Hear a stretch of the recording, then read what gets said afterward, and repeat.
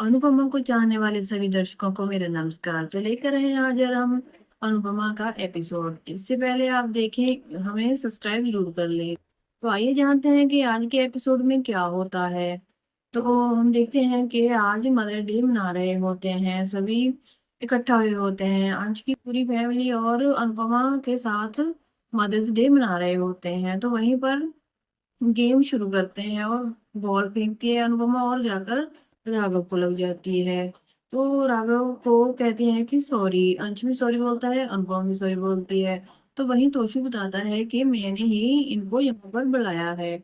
मैंने सोचा जितने लोग होंगे तो बढ़िया गेम खेल खेल खेल सकेंगे हम। तो वहीं पर वाह थोड़ा गुस्सा हो जाती है। तो आप देख रहे हो कि माही ऊपर ही कमरे में होती है, वो नीचे नहीं आती। तो वो हनुमान की बातें कही हुई याद करती है और सोचते हैं कि शायद मेरी शादी हनुमान नहीं होने देगी। तो वही वो बातें याद कर रही होती है। तो आप अगले ही पल में देखते हो कि आर्यन और सभी फैमिली भी वहां पर होते हैं और वो भी मदर डे मना रहे होते हैं। तो आर्यन अपनी माँ को कहता है कि मम्मी आप बहुत देर तक मुझसे दूर रहे हैं, मगर अब मैं आपसे दूर नहीं रह पाऊंगा। वो भी उनके साथ मदर डे मनाता है और सभी माओ के सिर पर ताज सजाते हैं। और कैथी जी भी बहुत खुश होती है और प्रेम और राही भी कहते हैं कि आखिर वो दिन आ ही गया कि आर्यन मम्मी के पास हो गया। तो सब लोग तालियां बजाते हैं जब वो गले मिलते हैं और वहीं पर वो खुशी मनाते हैं सब लोग मिलकर। तो वो कहते हैं कि हमने भी एक गीत बनाया है और गीत गाते हैं और नाचते गाते हैं। तो वहीं पर राही अपनी मम्मी के बारे में सोच रही होती है कि मैंने मम्मी को Mother's Day happy Mother's Day नहीं बोला है। तो वहीं पर आप देख रहे हो कि पराग सबको बताते हैं कि मैं आज आपको एक गुड न्यूज़ देने वाला हूँ।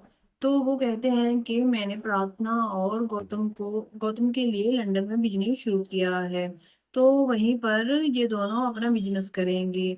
और वहीं पर प्रार्थना घबराती है और वहीं पर प्रेम कहता है कि नहीं, प्रार्थना इसके साथ वहां नहीं जाएगी।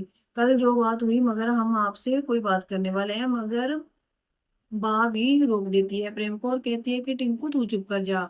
तो वहीं पर आप देख रहे हो कि पराग प्रार्थना को अपने पास बुलाता है और कहता है कि हम तुमसे बेटा बहुत प्यार करते हैं। अगर कोई कमी पेशी हो तो मुझे बता, मैं सब ठीक कर दूंगा। तू दामाद जी के साथ लंदन में रह कर वहां पर बिजनेस कर।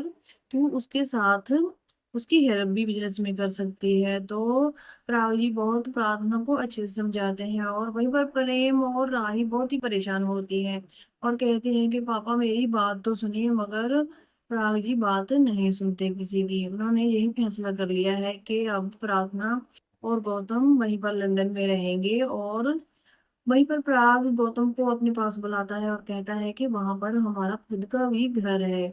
तो आप लोगों को कोई भी परेशानी नहीं होगी, आप वहां पर रहकर अपना बिजनेस कर सकते हैं। मगर प्रार्थना बहुत ही घबराई हुई होती है और गौतम तो कुछ और ही सोच रहा होता है मन ही मन। तो वहीं गौतम भी प्रार्थना से कहता है कि तुम मेरे साथ वहां पर रह सकती हो, हम एक दूसरे के साथ से हम अपना बिजनेस खड़ा कर लेंगे।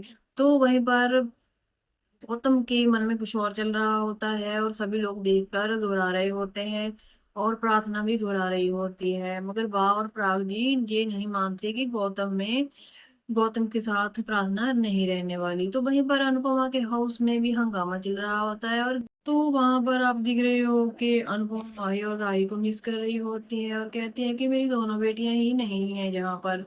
तो मगर जब बाहर को नजर मारती है और राही और प्रेम वहां पर आ जाते हैं और राही भागकर अपनी माँ के गले लग जाती है और अनुपमा कहती है कि मैं तुझे बहुत मिस कर रही थी। तो सब लोग बहुत ही खुश होते हैं।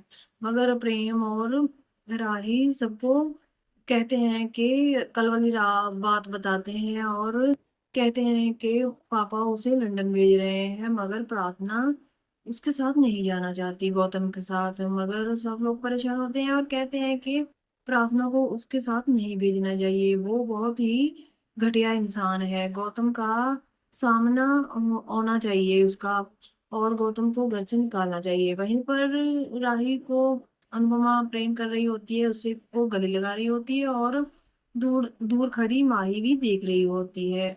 और माही कहती है कि मुझे अनुमा ने कभी प्यार किया ही नहीं, वैसे ही बेटी बेटी करती रहती है। उस वो सारा प्यार तो अपनी राही से करती है। मगर अनुपमा का उस पर ध्यान नहीं पड़ता और माही वहां से चली जाती है। तो वो लोग मिलते हैं और बातें करते हैं, और आगे हम देखते हैं कि पराग जी और बा एक साथ बैठे होते हैं, और बा कहती है कि तुम्हें कुछ ना कुछ पहले ही करना होगा। जैसे तुमने प्रार्थना के लिए ये सब किया है, उसे लंदन भेजने का सोचा है, वैसे ही आर्यन के लिए ही कुछ करना होगा। अगर माही इस घर में शादी कर कर आ गई तो बहुत बुरा होगा। एक एक को तो हम झेल रहे हैं और दूसरी भी आ जाएगी। वहीं पर प्राग कह रहा है कि मैं ऐसा कभी नहीं होने दूंगा। तो हम आगे नेक्स्ट सीन में देखते हैं कि बा और उनसे बातें कर रही होती है।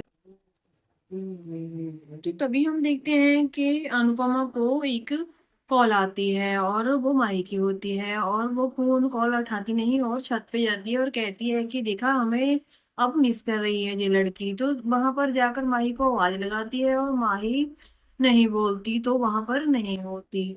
तो तभी माही का कॉल आता है और अनुपमा रिसीव करती है कॉल। तो माही कहती है कि अनुमा, मुझे आपकी जरूरत है, आप जल्दी ही मेरे पास आ जाइए, मैं आपको लोकेशन भेज रही हूँ। तो अनुपमा कहती है कि तू है कहाँ।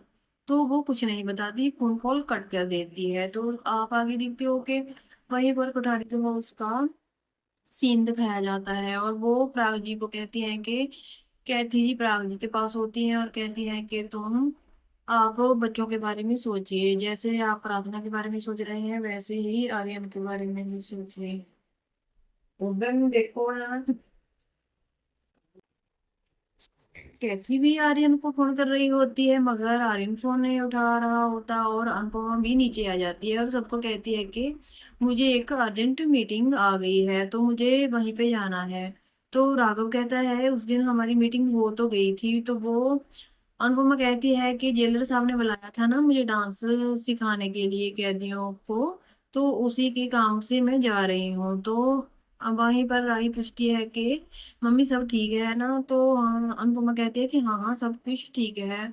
अनुपमा किसी को भी कुछ नहीं बताती। तो राही भी वहीं पर कहती है कि मम्मी मैं अब चलती हूँ। तो राही और प्रेम भी वहां से चले जाते हैं, और अनुपमा भी ऑटो रिक्शा लेकर वहीं पर पहुंच जाती है जहां पर माही ने उसको बुलाया होता है।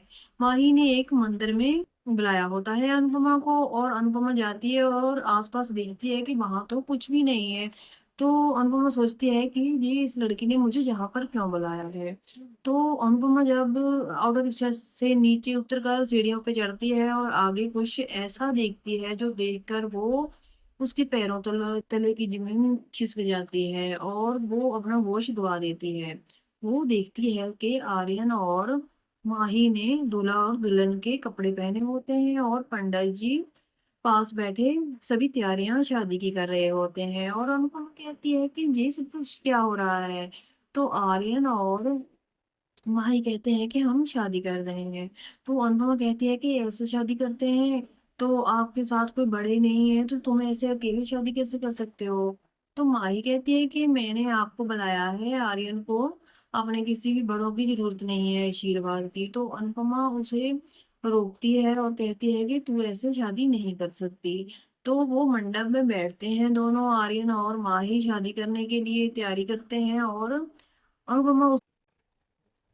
तो आप देख रही हो कि अनुपमा की लाख कोशिशों के बाद भी माही नहीं मानती, और वहां पर वो चाकू उठाती है और अपनी कलाई पर रख लेती है और कहती है कि अगर मेरी आर्यन के साथ शादी नहीं हुई तो मैं अपना हाथ काट लूंगी, अपनी नस काट लूंगी।